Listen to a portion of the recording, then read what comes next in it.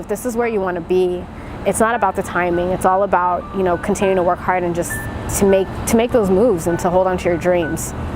What's the most challenging part about following my dreams?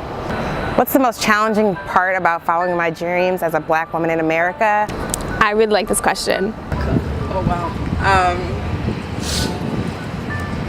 Wow. I moved to DC because I wanted to get into African development, and it took me 7 years. And to some degree, as someone who is a person of faith, I'm like, well, 7 is the number of completion, so I guess I'm right where I need to be. I think the most challenging part would be fear.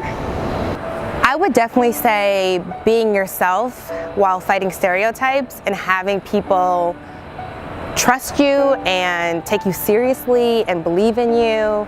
I don't think that's always going to be the case. I think we have to fight so many battles as Black women.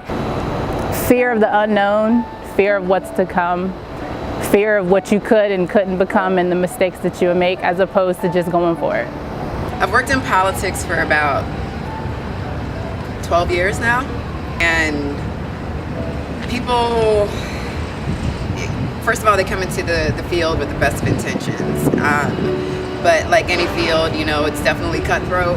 People are coming for your neck all the time.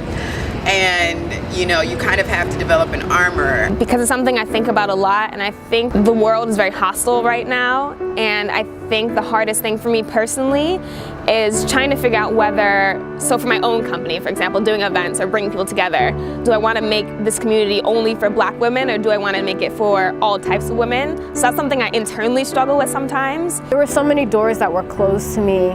Just realizing like a lot of spaces when you are trying to do economic development for the developing world, there aren't that many Black women that are there. There are definitely not that many Africans that are there. The challenge has been not allowing what happens to undermine your sense of worth, your sense of value, for it to detract from your passion. Fuck that. I'm just not gonna allow anybody to take that away from me. Always lean up a little bit more on the side of, I don't want my community to be only for Black women, because I think I want Black women to be understood better. And the only way we can be understood better is by communicating with people who aren't as familiar with us. You're always going to be questioned about whether or not you have the right answers, about whether or not your intentions are real, which to me seems crazy considering, this is where a lot of us came from. This is where our lineages trace back to, and yet we're now we're being treated almost as if we're the imposters at the table, as if we don't have the right answers, as if we're not qualified. So that was eye-opening, but it propelled me and it pushed me to want to move forward and to do it. Being very diligent about self-care. I wear crystals. I meditate, I burn sage. There's no limit to what sorts of self-care I can provide for myself to be in this cutthroat field, because it's important to me. And if it's important to me, then I can fight for myself at the same time as I'm fighting for other people. We are wall knocker downers, so I definitely think that we can take over the world as Black women, for sure. Cut.